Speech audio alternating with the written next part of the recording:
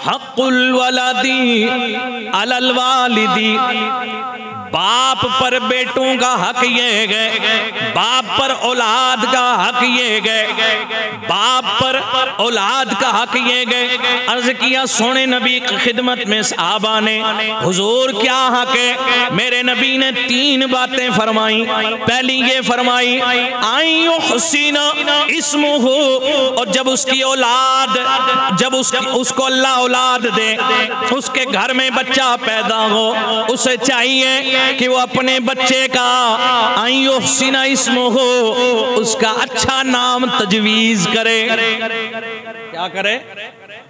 बाप पर यह हक है कि जब औलाद पैदा हो तो उसके अच्छे नाम रखे। क्या रखे? बुरा नहीं मानना, आजकल ये अच्छे को लोग बिगाड़ के बुरा बना के, कुछ तो लोगों ने घर से, देखो घर से जब हम किसी का नाम बिगाड़ते हैं तो फिर मोहल्ले और बस्ती और इलाकों में तो वो छा ही जाता है ना। और जनाब टिंटू पिंटू और न जाने क्या क्या जनाब, मैं बहुत सारे नाम ऐसे भी ले सकता हूँ कि यहाँ मोहल्ले और यहाँ सफ़ों में बैठे हुए लोगों के भी हो सकते हैं। फिर कहेंगे जनाब मेरा नाम ले लिया हजरत ने मिंबर से, मेरी तौहीन हो गई है, अब मैं नाम कैसे लूँ? क्यों सर? अगर यहाँ बहुत सारे लोगों के बिगड़े हुए नाम यहाँ हैं, मोहल्ले में भी हमारे मस्जिद में आने वाले बहुत सारे लोग हैं, नाम असल हो रहा है लेकिन डुप्लीकेट कोई और रखा है जिसका ना कोई मतलब है ना मफहूम है। बहुत सारे नाम ऐसे हैं जिनका बड़ा ही उल्टा सीधा मतलब निकलता है। इस किस्म के नाम हमने रखे हैं, हम उन नामों को चलाते हैं लेकिन असल नाम को चलाते। ये कयामत में पूछा जाएगा वालिदैन से कि तुमने अपनी औलादों के अच्छे और सच्चे और पक्के नाम क्यों नहीं रखे? तवज्जो है ना? वो एक साहब फोन कर रहे थे किसी को, मैं सुन रहा था, तो वो किसी को फोन करके कह रहे थे कि बादशाह कहाँ है? हम तो बादशाह वो जनाब वो परिंदे उड़ाने वाला, वो एक परिंदा उड़ने वाला जो जब मुर्गे शुर्गे के चूजे शूजे लेता है, हम उसको बचपन में बादशाह बादशाह सुनते थे। और बादशाह तोता, देखिए जनाब क्यों से हमें परिंदों के नाम रखे, हमने जानवरों के नाम रख लिए। अजीब और गरीब नाम बहुत सारे मेरे ज़हन में। हो सकता कोई इस नाम का बंदा सुन रहा हो, कहेगा हजरत ने मेरा ही नाम लिया, बाद में मेरे सर चढ़ जाएगा। जिसकी कहीं ना चले तो इमाम पे मौलवी पे चला ही लेता है। क्यों हजरत? इसलिए कोई बुरा ना माने। बहरहाल मैं आपको अल्लाह रसूल की बातें सुना रहा हूँ। मेरे नबी का फरमान है, मेरे आका ने फरमाया बाप पर यह हक है, औलाद का सबसे पहला हक औलाद का बाप पर यह है कि उनका नाम दुरुस्त रखे, सही नाम रखे। नाम रखिए, कोई अच्छा नाम रखिए, अब्दुल गनी नाम रखिए, जनाब गुलाम मोहम्मद नाम रखिए, मोहम्मद हुसैन नाम रखिए, अली मोहम्मद नाम रखिए। इस तरीके के नाम रखिए जो सही नाम है। पहले क्या होता जनाब, किसी पीर साहब के पास, किसी आलिम के पास जाते थे कि जनाब जरा सितारा वितारा देख के कोई अच्छा नाम दे रखिए, इसका तजवीज़ कीजिए। अब कहते हैं जनाब इसका नाम तो पुप्पो ने रखा है, इसका नाम जो मामी ने रखा है, इसका नाम जनाब फला मोहल्ले के फला बंदे ने रखा है। और वो नाम भी ऐसे अजीब होते हैं। बहुत सारे लोग हमारे पास नाम खुद चुन के लाते हैं, कहते हैं हजरत इनमें से कोई बताइए। मैंने कहा इनमें से जहां से निकाल के लाए हैं वहीं से कर लीजिए। अल्लाहु अकबर। मेरे करीम नबी का इरशाद मुझे याद आ गया। मेरे आका ने फरमाया काना हुआ व मौलूदुहु फिल जन्ना। मेरे आका ने फरमाया बाप जो अपने बेटे का अच्छा नाम रखेगा, अच्छा नाम रखेगा, बाप अपने बेटे का औलाद का अच्छा नाम रखेगा। मेरे नबी ने फरमाया जो बाप अपने बेटे का अच्छा नाम रखेगा, ओए मेरे आका ने फरमाया उस नाम में मोहम्मद या अहमद शामिल होगा, उस नाम में मोहम्मद या अहमद शामिल होगा। काना हुआ व मौलूदुहु फिल जन्ना। अल्लाह इस नाम रखने वाले और जिसका नाम रखा गए दोनों को जन्नत अता फरमा डालेगा। सिर्फ इस मोहब्बत पर कि इसने अल्लाह रसूल की मोहब्बत में जनाब बच्चे का नाम अहमद या मोहम्मद रखा।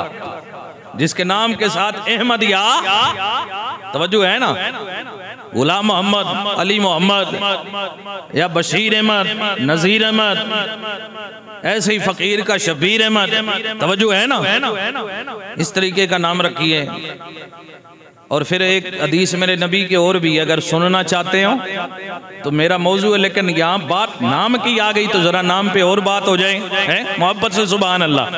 हजरत अनस बिन मालिक रदी अल्लाह तआला अन्हु आप फरमाते गए, मेरे करीम नबी ने फरमाया कयामत का दिन होगा, अल्लाह की बारगाह में दो बंदे खड़े होंगे, अल्लाह ताला इन्हें बुलाएगा, बुलाने के बाद हुक्म देगा, इन दो किस्म के लोगों को, दो तरह के बंदे खड़े होंगे, अल्लाह हुक्म देगा जाओ जन्नत में दाखिल हो जाओ।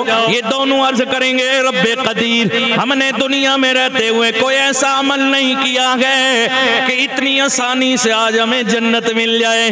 अल्लाह ये कर्म क्यों कर हुआ गए, ये तेरा फजल क्यों हुआ गए, क्या हम मालूम कर सकते गए, क्या हम जान सकते गए आज ये फजल ये कर्म किस वजह से हो रहा है। रब ताला फरमाएगा ओ मेरे बंदो, ओ मेरे बंदो, मेरे नबी फरमाते गए, रब ताला फरमाएगा ए मेरे बंदो, तुम में से एक का नाम मोहम्मद गए और एक का नाम अहमद गए, दोनों ने मेरे नबी की मोहब्बत में नाम मोहम्मद और अहमद रखा गए, तो तुम्हें मैं दोज़ख में नहीं डालना चाहता हूँ। सुभान अल्लाह, सुभान अल्लाह, तवज्जो है ना। कम से कम इतना तो हो कि जनाब मोहम्मद या अहमद नाम ना आए, फिर भी नाम ढंग का हो, तारीखी नाम हो, इस्लामी नाम हो, कुरान और हदीस के मुताबिक बच्चे का नाम हो। मेरे नबी ने फरमाया पहला फर्ज ये बाप पर औलाद का पहला फर्ज ये कौन सा है? इतना कुछ कह के भी आपको याद हुआ कि नहीं? माशाल्लाह। और बोलिए, बाप पर औलाद का पहला हक यह है कि वो अपनी औलाद के पैदा होने के बाद उनका अच्छा नाम रखे। ये बात किसने कही? ये किसने बताया? मेरे नबी ने। ये हुक्म किसने दिया?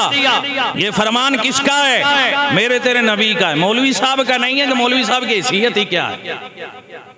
तवज्जो है ना। या मैंने कई साल पहले और इस साल फिर वो हदीस दोहराई हुजूर की कि सरकार ने फरमाया जो कुर्बानी की इस्तिताअत रखता हो, वो साथ रखता हो और फिर कुर्बानी ना दे, यानी उसके अंदर माल की हिर्स हो, उसकी लालच हो और वो माल अल्लाह की राह में खर्च नहीं करना चाहता, इस किस्म का बखील और कंजूस माल में से कुर्बानी नहीं देना चाहता, मेरे नबी ने फरमाया अगर वो साथ रखते हुए मालिक के निसाब है फिर भी कुर्बानी नहीं देता, वो हमारे ईदगाह के करीब ना आए। और इस हदीस को दूसरे तरीके से आइम्मा मुहद्दिसीन ने जो नकल किया है उसका मतलब ये निकाला है कि वो हमारे साथ नमाज ना पढ़े। फिर एक ही शोर हो गया मोहल्ले में, ओ जी मौलवी साहब ने कहा जी तुम नमाज पढ़ने ना हो, कुर्बानी नहीं देते हो। मौलवी साहब की हैसियत क्या है? मौलवी साहब ने अपने घर से नहीं सुनाया, मौलवी साहब यहीं रहता, बंगाल की बॉर्डर से नहीं आया है। कुरान और हदीस रखी है। पहले भी जब मैंने 5-6 साल पहले ये हदीस सुनाई, कुछ लोगों ने इसी तरीके का शोशा डाला, ओ जी मौलवी साहब ने नमाज से रोक दिया। ये कैसे कह दिया कि जिस कुर्बानी देने की ताकत रखता हो और फिर ना दे और कंजूसी बखीली की वजह से वो ईदगाह में ना आए नमाज पढ़ने। मैंने कब कहा? ये मेरे नबी ने कहा है। तब भी मैंने हदीस की किताब ला के मिंबर पे दिखाई थी, आज भी दिखा सकता हूं। अगर आपकी तसल्ली ना हो फिर मैं अगले जुमे ले आऊंगा सारी किताबें हदीस की उठा के। और याद रखिए मुझे कोई नहीं है, 1000 बार नाराज हो जाइए आप, ये मेरे नबी का फरमान है, मेरे नबी की बात है कि जो कुर्बानी देने की ताकत रखता हो, मालिक के निसाब हो, कुर्बानी ना दे, मेरे नबी की बात है, मेरे नबी की हदीस है। जो हदीस का मुनकिर है वो मोमिन नहीं है। जो इतराज करते हैं मौलवी पे नहीं करते, वो हदीस पे करते हैं। जो हदीस के खिलाफ बोलते हैं वो अपना अंजाम सोच लें। बातें करती लंबी जुबानें रखी है लोगों ने। मैं हदीस सुना रहा हूं, मेरी बात नहीं थी, मेरी होती तुम गालियां देते, तुम पत्थर मारते, तुम मेरे माँ बाप के ऊपर कीचड़ फेंकते, मेरी जिंदगी उजाड़ देते। मैं अपनी बात करता, जात का मसला नहीं है, रसूलुल्लाह की बात का मसला है। मजाक करते हो हदीसों के साथ, फिर कहते हो तूफान आ रहा है, फिर कहते ऐसी हुकूमत आ रही है, ये अमाल की वजह से आ रही है, ये हमारे अमाल ऐसे हैं। हुजूर का फरमान सुनाया जाता है, नबी की हदीस पे लोग इधर उधर इतनी बातें की, ईद के बाद मुझे दुनिया सारे मोहल्ले ने बातें की, और ये मौलाना साहब बड़े लोगों को तकलीफ हुई। मैंने कहा मैंने नबी की हदीस सुनाई है, नबी की बात से जिसको तकलीफ हो वो नबी से टकरा रहा है, लेकिन नबी से मुकाबला करने की उसके अंदर ताकत नहीं है, इसलिए मौलवी को टारगेट करता है। तो अगर तू नबी के ऊपर बुग़्ज़ की आग मौलवी पे निकालना चाहता है, ले हमारी छातियां हाजिर है, तो नबी पे हमारे गोलियां मार दे, हमें मंजूर है। खुदारा हाथ जोड़ के कहता हूं, एतराज करने से पहले खोपड़ी से सोचा करो। मजाक बना रखा हमने कुरान हदीस का। हम सुन्नी के दाते हैं अपने आप को, गौसे पाक का मुरीद कहते हैं अपने आप को, 11वीं देते हैं, खत्म भी 11वीं वाला चाहिए। हम सारे खत्मात पढ़ते। गौसे पाक ने तो ये भी फरमाया कि बेनमाजी को मुसलमानों के कब्रिस्तान में दफन ना करो, जाओ गौस पाक से जंग करो। मेरे नबी ने तो ये भी फरमाया, मन तरक सलात मुतअम्मिदन फकत कफर, जिसने एक वक्त की नमाज जानबूझ के छोड़ दी वो कुफर की हद तक पहुंच गया। मैं तो काफिर नहीं बना रहा हूं, करो नबी की बात से जंग। ताज्जुब की बात है यार, हम सुनाएं तो खैर नहीं, ना सुनाएं कहते मौलवी सुनाते नहीं छुपाते, हक नहीं कहते, हक कहो तो लगती बड़ी है, करोड़ लगती रहे। मुझे ना इमामत की टेंशन रखता हूं मैं, ना मुझे किसी माल दौलत की टेंशन है। जो अल्लाह ने मुझे देना है, कायनात में किसी की ताकत नहीं रोक सके, और जो नहीं देना है करोड़ों की जूतियां उठा के फिरता रहूं, चापलूसियों के समंदर इकट्ठे कर लूं, मुझे 1 रुपया नहीं को दे सकता जो मेरा रब ना देना चाहे। इज्जत और जिल्लत अल्लाह के हाथ में है, रिस्क भी अल्लाह के हाथ में है, ये हमारा अकीदा होना चाहिए। तवज्जो है यार, तुम अल्लाह रसूल की बात नहीं मानते, कम से कम अदब करो, फिर ये जनाब ये खिलवाड़।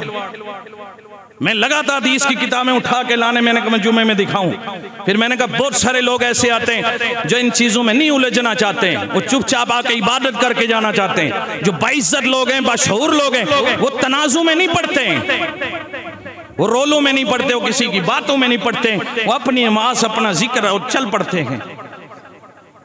तवज्जो है। मेरे करीम नबी ने फरमाया, पहला हक औलाद का बाप पे ये गए, उनके नाम अच्छे रखे जाएं,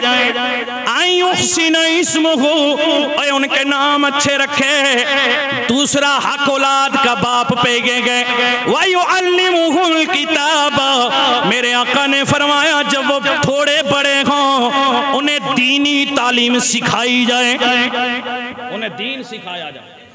क्या किया जाए? नाम अच्छे रखते हैं हम आजकल, बताइए, सबका ये नहीं है हाल, लेकिन ज्यादातर यही हाल है। बात सही है कि गलत है? नाम अच्छे रखते हैं? नहीं, दीनी तालीम सिखाते हैं बच्चे को। मेरे करीम नबी ने इसीलिए फरमाया, ओ लोगों, जब बच्चा 7 साल का हो जाए उसे नमाज पढ़ने का हुक्म दो, और जब वो 10 साल का हो जाए नमाज ना पढ़े, मेरे आका ने फरमाया उसे मार करके नमाज पढ़ो, मार मार के नमाज पढ़ो। क्या करो? कितने लोग हैं जरा बच्चे को मार के नमाज पढ़ाते हैं? मोहल्ले में बच्चे ही नहीं है जनाब। किसी के बेचारे आ जाएं, कुछ तो पढ़ते हैं और कुछ शोर मचा के चले जाते हैं। हमें औलाद की तरबियत की कोई फिक्र नहीं है। इसीलिए अल्लाह का कुरान आ गया, या अय्युहल्लज़ीना आमनू क़ू अनफुसकुम व अहलीकुम नारा। ओ लोगो, तुम अपनी जानों को भी दोज़ख से बचाओ, अपने बीवी बच्चों को भी दोज़ख से बचाओ, खुद भी रुको, उन्हें भी सख्ती से रोको। बच्चा नमाज न पढ़े 10 साल के ऊपर, उसे मार के नमाज पढ़ाओ। फिर मेरे आका ने फरमाया जब तुम्हारी औलादें बड़ी हो जाएं, 3 हक मेरे नबी ने फरमाया। तीसरा हक क्या है? मेरे आका ने फरमाया वयुज़व्विजुहु इज़ा बलगा, फिर औलादें जब जवान हो जाएं तुम उनकी शादी निकाह कर डालो। अब वक्त नहीं है मैं बताऊं कि निकाह की कितनी फिक्र है, रात दिन में क्या हो रहा है, हमारी औलादें कितनी बिगड़ी जा रही हैं। हम जानबूझ के आंखों पे पट्टियां बांध के बैठे हुए हैं। वो कहते हैं जमाना खराब है, हालात खराब है। जमाना वही है, हालात वही हैं। हम खराब हो गए, हमारा माशरा खराब हो गया, हमारी नस्लें खराब हो गई। हम जनाबे वाला पहले की माएँ कुरान पढ़ती, तिलावत करती थी, उस वक्त वो तहज्जुद पढ़ती, नमाजें पढ़ती, इबादतें करती थी। बच्चा उनकी गोद में होता था तो फिर वो कारी कुरान बनता था, नमाजी बनता था, माँ बाप का फरमा बरदार बनता था, दीन का ताबेदार बनता था, अल्लाह रसूल का वफादार बनता था। लेकिन आज की माएँ बेनमाजी हैं। फिर बच्चा तो आगे चल के जनाब ये नशे में पड़ गया, ये उस बीमारी में पड़ गया, चोर बन गया, डकैत बन गया, जालिम बन गया। गलती किसकी है? सबसे पहली गलती तरबियत में माँ बाप की है। खुदारा अपनी औलादों की फिक्र करो। बात ये गौर से सुन लीजिए, मेरा काम है आप तक पैगाम पहुंचाना, मेरा काम है आप तक बात पहुंचाना। अमल करो ना करो वो आपकी जिम्मेदारी है, आपकी मर्जी है। मैं किसी को पकड़ के अमल नहीं करा सकता। कुरान कहता ला इकरा फिद्दीन, दीन में जबरदस्ती नहीं है। हमारा काम सिर्फ सुनाना है, बताना है। अमल करो नहीं करो वो आपके ऊपर है। हम इस गुनाह से बरी हो जाएंगे, हम अल्लाह की गिरफ्त से, अल्लाह की पकड़ से बच जाएंगे। अगला हिसाब आपको देना है।